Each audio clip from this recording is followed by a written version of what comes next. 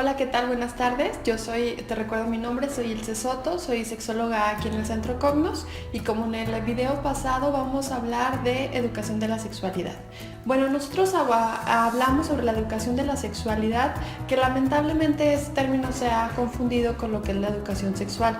La educación sexual generalmente se ve abarcada solamente con la cuestión biológica, solamente nos habla de la cuestión de cómo evitar la reproducción, cómo evitar los embarazos en adolescentes o incluso solamente nos hablan de los cambios secundarios, que es justamente los cambios biológicos que tenemos. La educación sexual por su parte nos habla de tres ámbitos. Sí incluye la cuestión biológica, pero incluye también la cuestión social y la cuestión psicológica.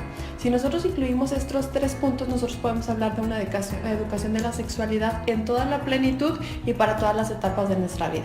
Como nosotros seguimos en el video pasado, vamos a hablar un poquito de lo que deberíamos o de lo que se recomienda que trabajemos en cada etapa.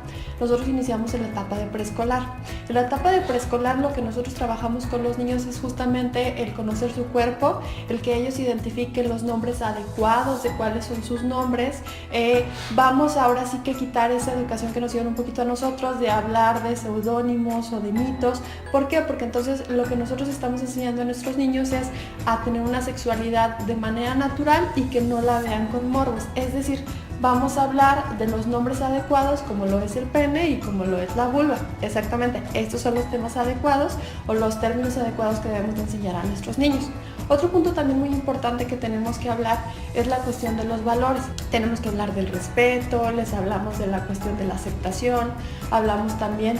Una cuestión muy importante que tenemos que educar en esta parte es el poder decir que no. Darle la oportunidad a ese niño y a esa niña de decir que no cuando no se sientan adecuados con una situación. Esto nos va a ayudar a prevenir de algún abuso sexual que puede darse en este caso o incluso también una cuestión de violencia sexual como la violación. Estos son los términos importantes que tenemos que trabajar en esta etapa.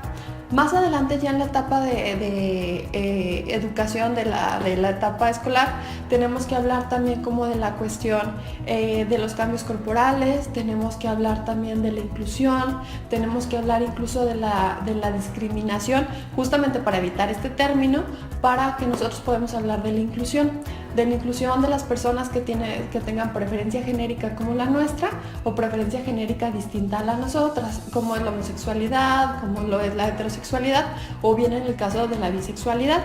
Otro punto también importante aquí en la parte de la inclusión es que si nosotros enseñamos a nuestros niños la diversidad que existe en la sociedad, podemos nosotros dar una parte de inclusión con personas con algún tipo de discapacidad, desde utilizar un tipo de lentes, utilizar algún tipo de silla de ruedas o incluso personas que tengan una raza diferente a la nosotras.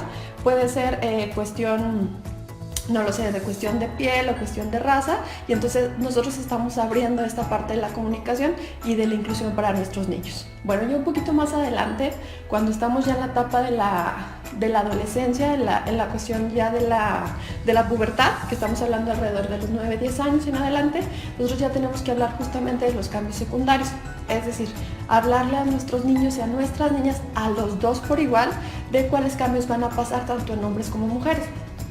Tenemos que hablar de la cuestión de la menarca, que justamente es la primera menstruación de la chica, y tenemos que hablar de los sueños húmedos, que hablan de la primera eyaculación que tiene el niño, y esto significa que ellos ya pueden llegar a la etapa reproductiva. Si nosotros solamente nos quedamos con esta parte de prevenir la reproducción, estamos mermando un poquito lo que es la educación de la sexualidad. Tenemos que hablarle a nuestros niños también de lo que es el placer y la decisión que ellos tienen de tomar o no esta decisión. Hay varios estudios que ustedes pueden investigar que dicen que a mayor educación de la sexualidad, a mayor información tienen los chicos, ellos postergan lo que es su primer encuentro sexual. ¿Por qué? Porque ellos no están tratando de conocer lo desconocido. Ellos tienen, a lo mejor de manera teórica, un poquito de esta información y por eso es que se posterga esta decisión. Más adelante también vamos a hablar de la cuestión del sexo seguro, del sexo protegido. ¿Qué es esto? Bueno, nosotros vamos a hablar de lo que es la prevención de infecciones de transmisión sexual para quienes deciden tener un encuentro erótico. Tenemos que desmitificar muchos mitos que hay sobre de qué manera sí te embarazas, de qué manera no te embarazas, de qué maneras puedes o no puedes tener una infección de transmisión sexual, y esa es la parte como nosotros vamos educando. Haciendo como una conclusión, lo ideal es que nosotros empecemos con la educación de la sexualidad desde el preescolar, desde los 3, 4 años. Nosotros normalicemos la sexualidad, nosotros enseñamos a nuestros niños lo que en nuestra casa se permite, lo que no se permite, es decir, inculcamos valores como el respeto, como la inclusión, como la aceptación. Y entonces eso nos va a ayudar que nuestros niños vayan creciendo con normalidad y, lo más importante, que no vayan adquiriendo tabúes o muchos mitos que tú y yo pudimos haber adquirido. Muchas gracias y espero que esto te haya ayudado.